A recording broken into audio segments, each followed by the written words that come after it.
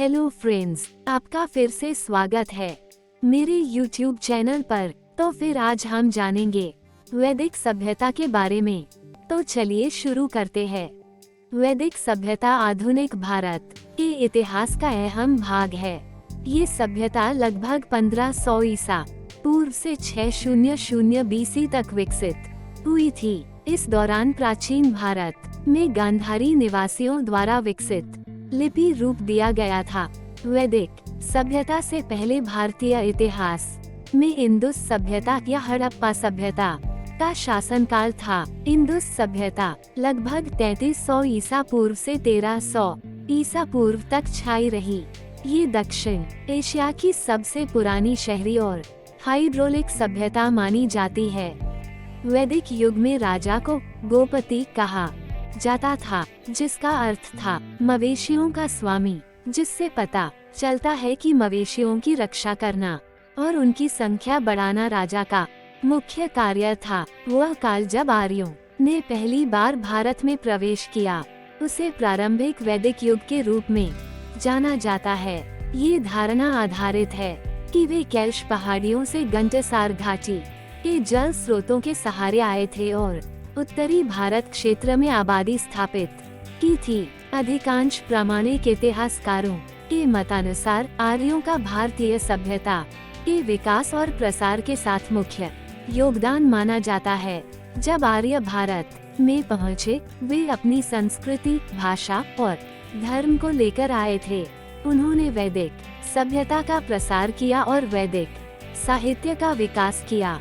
ये शुरुआती वैधानिक धारणा है जो कि वेदों और उपनिषदों के आधार पर प्राप्त हुई है। यह अक्सर आर्य संस्कृति की विकास की शुरुआत के रूप में भी जाना जाता है। आर्यों ने राज्य संगठन को स्थापित करने में अविश्वसनीय योगदान दिया। राज्य का स्वरूप आदिवासी या था। इस आदिवासी समूह के मुखिया को राजन कहा जाता था। उसने भूमि के किसी विशिष्ट क्षेत्र पर नहीं बल्कि जनों पर शासन किया। उनका मुख्य कार्य लोगों की रक्षा करना और सेना को युद्ध में विजय दिलाना था, और युद्ध में एकत्रित लूट का बड़ा भाग राजा को प्राप्त होता था।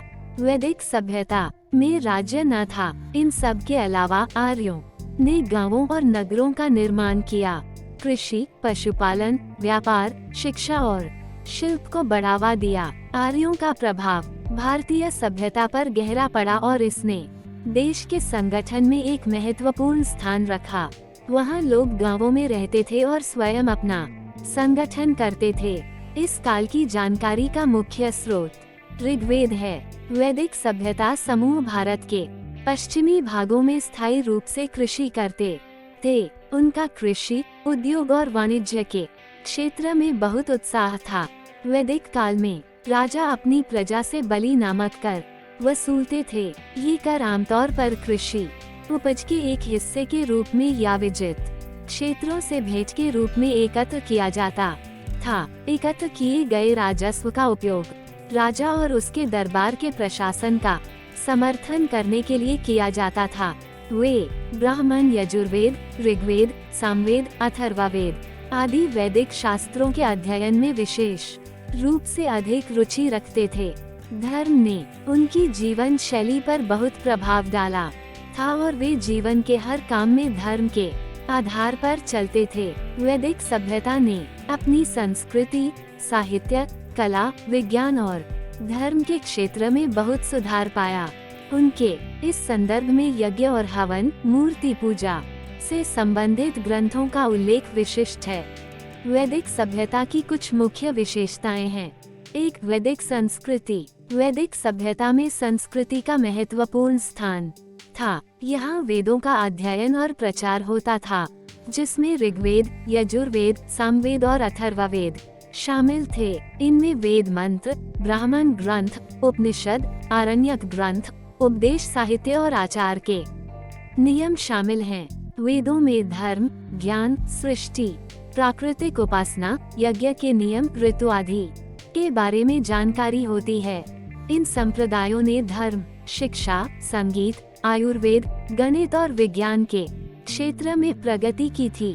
2, यज्ञ और हवन। यज्ञ और हवन वैदिक सभ्यता का महत्वपूर्ण आयाम थे।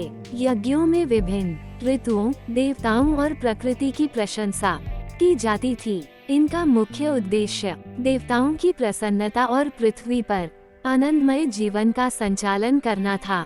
यज्ञों में विभिन्न आहुतियों द्वारा अग्नि को आश्रय दिया जाता था।